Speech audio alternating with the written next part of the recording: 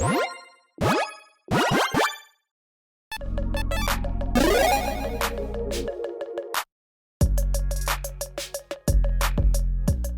everyone, Mitch coming in from the Commander Score Studio. Welcome to the show. So on today's episode, I'm going to be taking you through some amazing cards that you should be considering picking up right now that are, well, even within my budget or some just outside of my budget and might be within yours. Some very powerful cards that, yeah, are really good for a lot of decks out there. So with all that said, well, let's jump into it.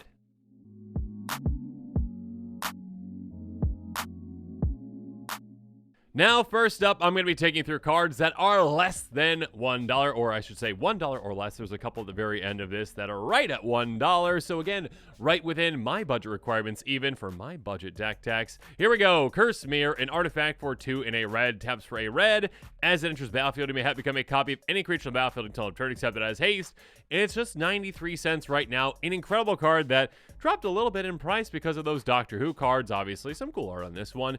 It's basically, yes, it's an inefficient mana rock, okay? At 3 mana, tapping for 1, not the best, okay? But it does have that utility that it essentially is like a clone effect, a temporary clone, but still a great one, for just basically 1 extra mana than you'd really assume that you'd be paying for a mana rock, which can be a very fantastic thing. Now, first of all, if you have a commander that has an ETB and it's in these colors, congratulations! Now you have a mana rock that basically can utilize that ETB. It will get taken out and that, but it might have a very powerful effect on that ETB, so keep that in mind. Or just other creatures in the deck that have ETBs. Or hey, if your opponent has a Blightsteel Colossus, congratulations! Now you have a temporary Blightsteel Colossus to take them out. So it's a very flexible card, again, being able to utilize, again, different effects on the field. Again, it can be any creature on the battlefield, not just your own. Any ETB on the battlefield, essentially, any activated ability that you can utilize with it. Yeah, it's a very fantastic, again, clone effect / mana rock. Wizards is getting better and better and better at, hey, I'm going to make a mana rock for you that might not be as efficient. Again, 3 mana tap for 1, but it does have that utility for you, so yeah, it's a fantastic card. Moving on, no utility on this mana rock, but a fantastic one. 94 cents Prismatic Geoscope, 5 mana artifact, enters battlefield tap, taps for X mana, any combination of mana colors your mana pool, where X number of base land types among lands you control. There is a Lotus out there that basically is the exact same thing, but I can't remember the name of it, number one, because it's very expensive, but also this one is still cheaper. It does have a requirement, sure, that you do need to, actually, invest in basic lands. But if you're like me and you build your decks with an absurd amount of basic lands, because basic lands are amazing, and as long as you build your deck correctly and you build, land tutors out, essentially, your ramp spells out, essentially, properly with that deck, then you should be able to get your basics into play. And this can essentially just be a mana doubler for you where, hey, you play it on turn 5, next turn you're tapping for 5 mana with this. So essentially, a fantastic, amazing mana rock for you, as long as you build your deck properly. So make sure you're doing that. Moving on, Counter Squall at 95 cents. Instant for blue and black. Counter target non-creature spell. Its controller loses 2 life. So, Negate is one of the most popular spells in Commander because when it comes to counter spells, typically you want to counter non-creature spells. Those are the more important ones most of the time. Essence Scatter, I think that's the creature one, right? That one really doesn't see any play. This is just a strictly better Negate. Again, it does the exact same thing. 2 mana, counter a non-creature spell. Also, hey, insult to injury, lose 2 life for that. Now, that being said, obviously, this can only fit into mirror decks, and it does, require, a bit more mana fixing than Negate, but not all that much. So, yeah, a fantastic card. Make sure you're considering this one. Moving on. I love this card, and it's always just hovering right around $1 or more, and sometimes less once it gets reprinted. Sepulchral Primordial, 5/4 Avatar with Intimidate. I always forget that it has Intimidate. 4/7 mana. Enters the battlefield for each opponent. You may put up to 1 target creature card from that player's graveyard on the battlefield under your control. So essentially, yeah, I mean, it's a decent body. 5/4 Intimidate can get through on a good amount of opponents. That being said, what matters here is that ETB basically reanimate 3 things. Gross. And yeah, if you're utilizing this in any kind of a deck that can, abuse that ETB, maybe like you use reanimate spells yourself to get this out of your graveyard and do it again and again, or blink effects, of course, or copy effects. Yeah, this can be very powerful in game ending. Again, stealing your opponent's 3 best creatures out of their graveyards can be a game-changing play. So a very huge creature to consider. Next up, Primordial Mist, 96 cents right now, enchantment for 5 mana. At the beginning of your end step, you may manifest the top card of your library. It's a 2/2, cool. Also, exile a face-down permanent you control face up. You may play that card this turn. So this one essentially says, hey, you know what? I'm just going to be making you creatures every single turn. Congratulations, A2/2. Congratulations, A2/2. So if you want to go wide and fill the board, great. But also, this can be card advantage for you too, because you can just, at any time, exile a face-down permanent you control, again, those manifested creatures, and cast them. So do so. So yeah, this is a great way to essentially say, you know what, let's build up a board, and then utilize those creatures in effective, fun ways. Speaking of creatures though, Blight Mound, yet another way to fill the board. Enchantment for 98 cents right now, 2 and a black.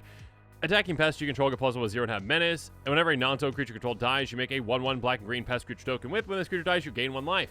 So this is fantastic, especially in aristocrat style decks. This can really help you, well, replace those creatures that you're probably sacrificing for one reason or another, getting value out of them, and essentially say, hey, here's another creature token for sacrificing this. And then also, cool, when you attack with them, they get menace and +1 with 0, so they're slightly deadlier, which is nice. And when they die, great, you get to gain life too. So this can be helpful in many different scenarios.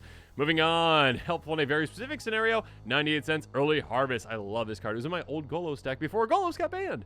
Instant for 3 mana. Target player untaps all basic lands they control. Now, typically, you're going to be targeting yourself. In fact, 99.999% of the time, you're probably going to target yourself. There might be like a very rare scenario where like your opponent and you are working together because like that other player is going off and you're like, hey, do you happen to have any kind of a spell that you could cast that would save us from this scenario? And they're like, well, I have this Wrath, but I can't cast it because I don't have the mana. And you're like, wait a second, I've got Early Harvest. Untap your basics, go for it. Yay! Yeah, I mean, okay, that's in the small percentage chance, but this is more so just like a massive ritual effect for you. Again, if you're like me and build a lot of basics in your deck, and again, yes, even on a budget, basics are amazing. So yeah, utilize basics.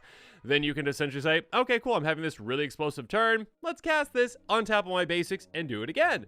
So you can do a lot of really, really spicy things with this one. I mean, copying it can also be great too. Moving on, Necrologia. I love this card. Instant for 5 mana in total, 98 cents. Play it only during your discard phase. Very weirdly worded. Anyways, pay X life, draw X card. So this is very specific in when you can play this because it doesn't want you to just be able to keep a massive hand, essentially. Unless you've got, like, Reliquary Tower in play and you've got no maximum hand size, yet you're not keeping that massive hand. Basically, though, there are very few ways to just draw whatever number of cards you want. In fact, like, Necropotence is probably one of the only other ways. And that one, yes, is incredibly powerful. This is not Necropotence, but this one is crazy good, too, because you can be at no cards in hand, except for this one, essentially. You cast this for 5 mana, and you're like, I'll pay 7 life. Cool. And all of a sudden, you're back up to a full hand for just 5 mana. Again, your opponents see this coming because you're casting at the end of your turn. Like, they can be like, oh, okay, that player's a threat again. And yes, life loss is a thing, but still, 1 life for 1 card is a deal I'll make any day of the week in Commander, and there's plenty of ways to gain life back in black, so there you go. Back in black, AC/DC. Anyways, moving on. Right into the Raging Storm. This one was not budget for a long, long, long time. Champ for 5 mana. Creatures named Lightning Rager can attack you or planeswalkers you control. Now, normally that wouldn't matter at all, but of course, this makes Lightning Ragers. At the beginning of each player's upkeep, the player creates a 5/1 red elemental creature token named Lightning Rager. This trample haste at the beginning of end step, sacrifice this creature. Basically, hey, everyone gets a very angry 5/1 that needs a swing, but not at me because it's named Lightning Rager. So essentially, yeah, everyone just gets a token. Swing out. It's lovely. This is a very fun, I wouldn't really call it political card, but it's more like Group Slug where you're like, everyone starts swinging everywhere except to me. And so being able to just dish out extra damage every turn, cause chaos. I mean, there are very few reasons for you not to attack with a Lightning Rager. Your opponents really have to like wheel and deal with each other and be like, hey, don't attack me, don't attack me, don't attack me. And then no one does anything. But most of the time it's like, no, that player's ahead. I'm swinging at you. And then that player next time is like, well, you swung at me, so I'm swinging at you. It's quite fun to just sit on the sideline and watch this while you also swing with Lightning Rager. So a very, very, very fun card for mana decks out there.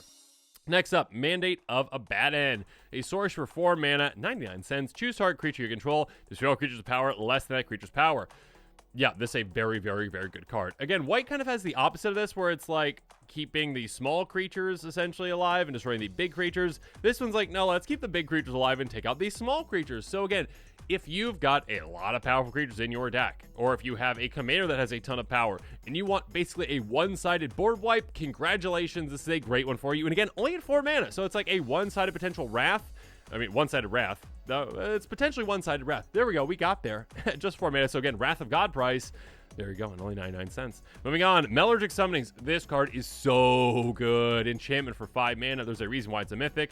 $1 exactly.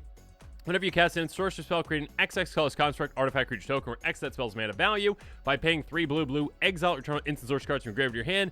Activate only control 6 more artifacts. I always forget that has like that second part, because this does not need that second part to be good. This is kind of like a Talrand essentially, but you give up the flying for potential power. So this is again making you XX constructs, where X the spell's mana value.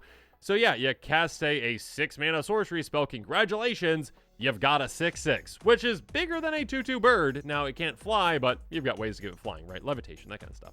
So also on top of that, though, this has massive potential for just, well, card advantage, basically, massive recursion. By paying that 5 mana, which is not a lot when it comes to the amount of spells you can get back from your graveyard to your hand, cool. You just get rid of this, and you get all those instant sorceries back to your hand to just reset your hand and just do some lovely things. You have to have 6 more artifacts, but of course, yeah, you're probably gonna have artifacts in play like, mana rocks, but also this makes you artifacts. So as long as you're just casting it in sorceries, which you have to be to actually get, the actual value out of it, then you're gonna be able to get them out of your graveyard. So there you go. Moving on, we've got Open the Armory, an incredible tutor for you for just $1. Source for 1 and a white. This one's got more popular over the years with more ore and equipment decks getting more popular. Search live for ore equipment, reveal, put in your hand, then shuffle. Basically, demonic tutor pricing. Yeah, but very specific on what you're getting. If you're running an ore equipment deck, congratulations. This is a crazy good card for you. Next up, Seasons Past, a crazy good recursion spell as well. Sorcery for 4 mana, 4 green, 6 mana total. Return any number of cards with different converted mana cost from your graveyard to your hand. Put Seasons Past in the bottom of Summer's library, $1. This actually can do some really weird combos with like the, hey, it's going in the bottom of the library thing. Not going to get into those, but basically, again, if you've got a deck that has a variety of mana values, which many decks do, this is like 6 mana, recur 4+ cards, probably, maybe even more. I mean, I've seen Alec recur like 8, I think, 9, maybe even with that one deck. Yeah, it's a crazy good card with a ton of card advantage built into it, essentially. And yeah, I mean, the bar is pretty low on, not bar's low, like the floor is pretty high, I should say, on what this card can do in most scenarios where you'd want to use it. You're not gonna be like, oh no, every single card in my graveyard, all 10 of them have converted mana cost of 4. It's rarely going to happen. So you're going to get, at the very least, like 2+. And when it comes to getting like 2, like restock is 5 mana, right? So yeah, getting 3+ is probably pretty easy with this one. Moving on, Soul Shatter, a great removal spell. Instant for 2 and 8 blank. Each one sacrifice a creature planeswalker, the highest converted mana cost among creatures planeswalkers they control. Now, is this a perfect card when it comes to getting rid of the threat that you want to get rid of all the time? No. No, it's not.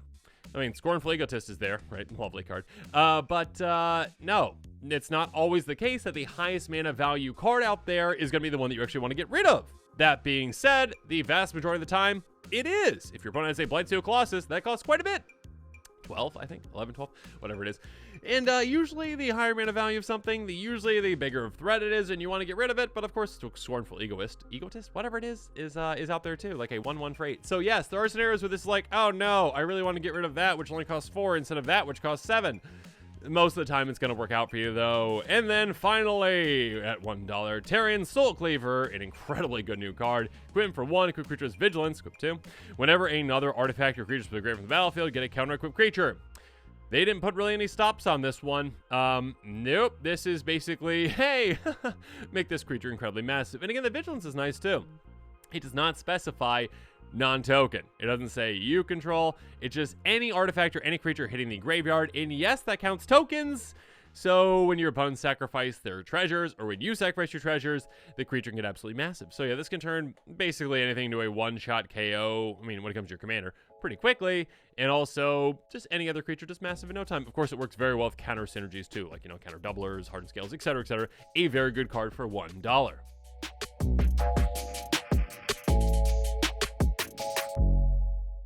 But now let's talk about the cards that are just around $5 or so. And yeah, you're getting a steal right now for Heartless Summoning. A crazy good card that I don't know if this one's actually been reprinted. Wizards, get on it. $4.56, a chimp for 1 and a black. Creature spells you cast cost us to cast. Creature you control get -1/-1.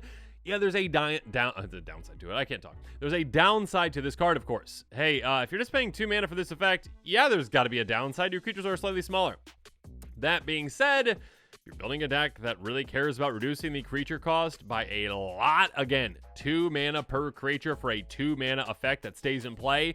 Crazy good. Reduction is insane when it comes to really using and abusing certain spells. So yeah, you can do some crazy things with this. It's a crazy good effect. Slight downside, obviously, but usually can work around that. So a very, very, very good card. Sticking with mono black enchantments. $4.67, we got No Mercy. Enchantment for 2 black. Whenever a creature deals damage, you destroy it. Okay. This is just a crazy good deterrent spell where you're like, oh, you got a ghostly prison over there? Good for you. Good for you. Think you're safe? You think you're safe with your 2 mana attacks? You hit me, your creature's gone. That's a threat. That's a big threat that your opponent's gonna be like, yeah, I'm not swinging at that player till that thing's gone. So yeah, this is a crazy good card. Of course, yeah, I mean, indestructible creatures can get around it, but not that many creatures are indestructible. So you typically are gonna be like, hey, swing elsewhere for a bit. Thank you. Speaking of swinging, Orin Frostfang, $4.70, a crazy good card. 2/6 Snow Creature Snake for 5 mana in total. Attacking creatures you control have Death Touch. Whenever creature control deals combat to your player, draw a card. Even if it just had that second part, this would be crazy good, but of course, it makes it even better that you are having a deterrent, essentially, for your opponents ever blocking your creatures because you're like, hey, my little 1/1. All right, it's just a little 1/1 swinging at you. Oh, by the way, it's got Death Touch now. Don't block it. Let me draw the card. Let me draw the card. Yeah, it's a really, really good effect. Yeah, not much else to say about that one. If you've got a good amount of creatures in play, you've got a go wide strategy. Of course, this works really well with First Strike too, so keep that in mind, or Double Strike, because that Death Touch. Yeah, make sure you're considering something like this. Trample works really well with it too. Moving on, this one's pretty self-explanatory. Panharmonicon. It's a very good card. $4.78, artifact for 4. If an artifact creature's battlefield control, or triggered, sorry. If an artifact or creature enters the battlefield, causes a triggered ability of a permanent you control to trigger. There we go. This ability triggers additional time. Basically, double up your ETBs is essentially what it is. Yeah, a very, very, very good effect. There's a lot of creatures out there that love ETBs, and this is a great way to do it. There you go. Moving on. $4.87, we got Eldritch Evolution. Sorcery for 1 and green. Basically, sacrifice a creature, search life for a creature card, convert mana cost X or less, where X is 2+, sacrifice creature, convert mana cost, card on the battlefield, then shuffle, exile this. Basically, tutor up, pod up, essentially, something that is a little bigger than what you have in play. This can be a great card when it comes to maybe getting a combo piece. It definitely can be a way to do that.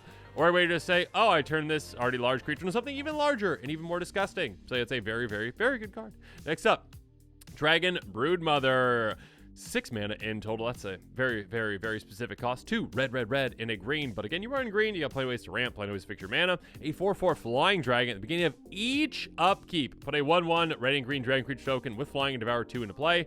Devour is kind of a weird thing. Basically, sacrifice a creature and it gets 2 counters on it. So there you go. Yeah, again, the key here is each upkeep. Every single upkeep, not just your own. You get a 1/1. Yeah, which could be bigger. A 1/1 flyer, which can basically give me 3/3. So yes, this is just basically a massive token producer. And again, yeah, commander, you take more advantage of everyone having a turn, right? You get 4 instead of a normal game. You get 2 in each turn cycle. So it's a very, very, very good card for decks that like to go wide or just a dragon deck. Very cool. Moving on, Time Sieve. Gross. Okay, if your playgroup's okay with extra turn shenanigans and maybe some combos, yeah, make sure you're considering this one. If they're not, maybe don't combo with it. Artifact for blue and a black. Tap, sacrifice 5 artifacts, take an extra turn for this one. It has never been easier to take advantage of this card. Yes, those Sword of the Meek, is that the combo essentially? There's combos that you can utilize with this card. Regardless, this one essentially is, well, it's advantageous to take advantage of the current scenario in Magic where there's a million treasures that you can make with many scenarios. There's a lot of clues you can make. There's a lot of artifact tokens. And again, this is just sacrifice 5 artifacts. It doesn't say like non-token artifacts because back then that wasn't really a thing. I mean, it was a thing, but not as much as it was these days where you have so many artifact tokens in play. Yeah, even if you're not just sacrificing artifact tokens, it's very easy to get a lot of extra turns after this one because, again, this doesn't have to be sacrificed. It doesn't have to be one of the 5, so make sure you're keeping that in mind. Moving on, Vedalken Ori. This one actually slightly changed in price apparently overnight. I made the list last night and then went to record this morning, and of course, this one jumped up to $5.06. Still right around $5, though. Artifact for 4 mana. You may cast spells with land flash. Yeah, you probably heard of this card. It's a very, very good card because playing in your opponent's turns is a huge advantage for you. You can be a lot more reactive. You can surprise them with things right before your turn starts. And yeah, it's just a very good card, giving you a lot of flexibility. And now this episode is wrapping up, so I'd love to hear from you, of course. Let me know in the comments below what your thoughts are on these picks. Are you going to be picking up any of them? Make sure you check out that card list link in the description below if you're interested in picking up any of those cards. And of course, as always, thanks again, and have a good one.